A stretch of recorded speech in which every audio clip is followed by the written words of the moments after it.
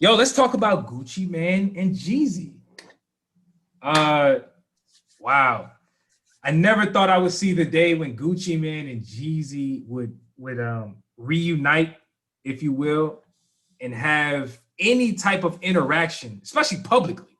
Never thought I would see that, but they recently faced off on the Versus Battle series, and win and they duked it out. They went at it. Yo, hey, can we be real for a second? At what point in the battle did you become nervous? Was it before, during, or after the battle? What point were you nervous as hell? Because I'm gonna be real. For me, I was nervous when they put the flyers up. Dude, when the flyers went up, I said, no, there's no way they're gonna be in the same room. I don't believe it. They're gonna do this through Zoom. If they're in the same room, it's gonna be hella security. I will say the battle exceeded my expectations. 100% I mean, I'm exceeded not, my expectations. I'm not Like gonna lie. Like, I was scared as shit. I I was was, scared shitless. I was very nervous, and the nerves did not go away ever. Like while the battle was going on, the nerves still didn't go away. When all the craziness started happening within the battle, my nerves still didn't go away. I was sure somebody was gonna go on the other side and punch each one of each. Somebody was gonna leave that little damn divider that they had and punch some. I am glad violence didn't happen. We got enough of that, but I mean, it was dope as hell, man. Like the whole idea behind it, especially given this year, the craziness that's happened this year, we needed that, man. I ain't gonna lie. Thanks. No, but you know what though? I think and we all know we saw the battle, we heard the songs, we lived those moments. If you're old enough, you remember the times where these two gentlemen was out here lighting the streets up. Jeezy was the one getting banned from schools, talking about y'all you couldn't wear snowman shirts. Uh Gucci Man was hitting the streets with the real street people, like he had that on lock. Um, but if we take this a different route, with this battle, to me, there were two things that I learned from this battle. One, and this is probably the most obvious one, was that both of these dudes deserve credit for even getting up there. Because if you have heard the stories from both of these guys as far as why they are beefing, where they've been beefing for over 15 to 20 years in the first place, you will understand why the beef exists. Supposedly, Gucci Mane was attacked by one of Jeezy's people. And if you guys remember, Gucci Mane ended up going to jail because he actually murdered somebody off a self-defense charge, which at the time, everybody gave Gucci a whole lot of credit for standing up for himself and all of that. But over the years, it's always been very murky as far as like why these two were beefing. Did Jeezy really have something to do with this? And so hearing Gucci even at the versus battle still maintain this narrative that Jeezy had something to do with the guy who tried to kill him, it just made it so real to me. And so at that point, I had to be like, damn, even though I recognize that Jeezy is trying to be the bigger person, right? He's trying to be the bigger person, and we got to give him credit for that. I actually am not mad at Gucci, man, for feeling so upset still. You know what I'm saying? Like, he was antagonizing him all throughout the battle. And it's like, damn, yo, like if somebody tried to come for your life and you feel like the person that you had to defend yourself and kill was a partner or is affiliated with somebody that you had beef with 15, 20 years ago, hey, I might be upset still too. You know what I'm saying? Like, I get it. That was the other thing that I realized about this battle was like, damn, yo, people be holding on to grudges for so fucking long, but some grudges is different than others. If somebody comes for your life, that's a whole nother type grudge if somebody stole your damn candy back in grade school. I was going to say, like, to me, I had to constantly remind myself just that. Like when I'm like, yo, Gucci's kind of aggressive. Gucci's being the aggressor. Gucci's being a little more disrespectful than Jeezy's being. And I had to remind myself, like, yo, this dude, you throughout the years have been accusing him of hiring somebody to kill you. Like, to me, I don't think you confront that situation very lightly. Like, this is my one opportunity to kind of, and this, remember, guys, it's a battle, right? And I also think that Gucci Mane, he did that to make sure his homies know I didn't hold back. Like, this isn't no like buddy thing. This is a battle. I didn't hold back. I didn't let this dude just do whatever he wanted. I actually told him. But even though it was,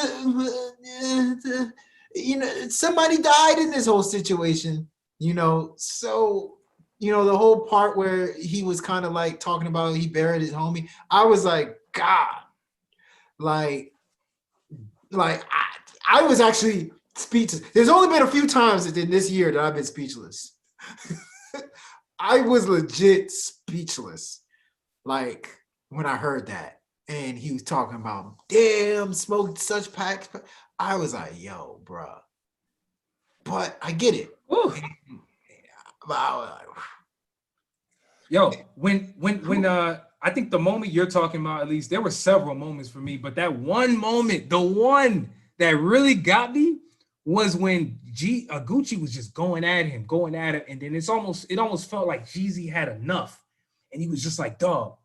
He was like, yo, we've been through a whole lot. And he gave a little speech, right? He was like, yo, we've been through a whole lot.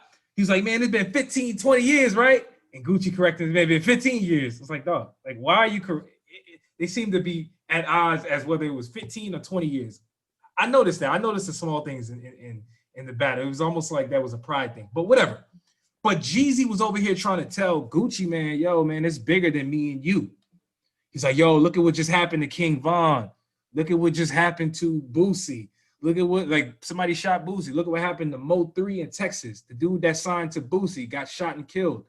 Pop Smoke. He was trying to remind Gucci, man, that the beef between them two dudes was minuscule in the overarching grand scheme of what hip hop and rap has meant to people historically, and even up till now, man. You've seen people die, and it's being reflected in the music. I thought that was a real grown up moment for Jeezy, that he's shown in that. But again, like I said, after the battle, I was like, damn, I understand why Gucci was going at him like that. Like, I would probably feel the same way. I'm gonna be real with you.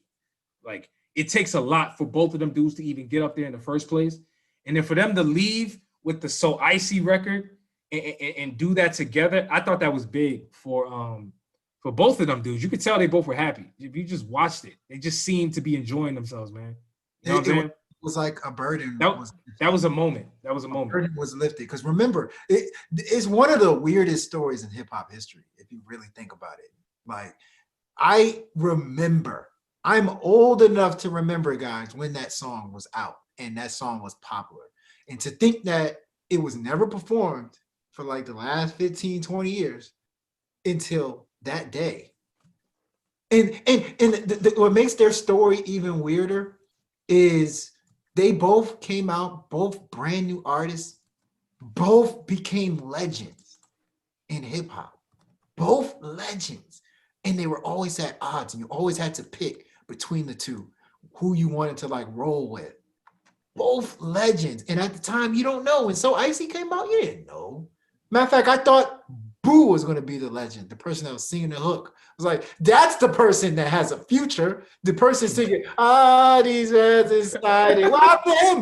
Where was he? I thought that was going to be a legend when it first came out, because that was the catchiest part. But yeah, So I said history. Oh, that shit was hot. I'm not gonna lie. Like, Gucci Mane and Jeezy were both at their primes when we were trying to grow up as men. So like, a lot of the songs that they were playing struck a chord with me. Same thing with Gucci, like Jeezy's struck a chord with me more. That's why I'm gonna say I think Jeezy won that battle. But like, Gucci Mane struck a chord with me too. And like, to think that it came full circle and they went back to where they started, man, that was this was one of the biggest moments in hip hop history. Nobody wants to say it. No, it really is. People are scared to say stuff like that. This is easily, especially for me, one of the biggest moments in hip hop history. Real talk. No, that's well said. And I'm gonna be real with you, man. Depending on how you looked at this battle, will determine who you actually believe won the battle. If we judging this straight off of music and musical impact and whose songs hit harder, right? Whose songs were more charting, which ones were more recognizable, I'll be real with you. I'm going Jeezy all day. Like, it's not even close to me. I think he dominated musically, and that's my opinion.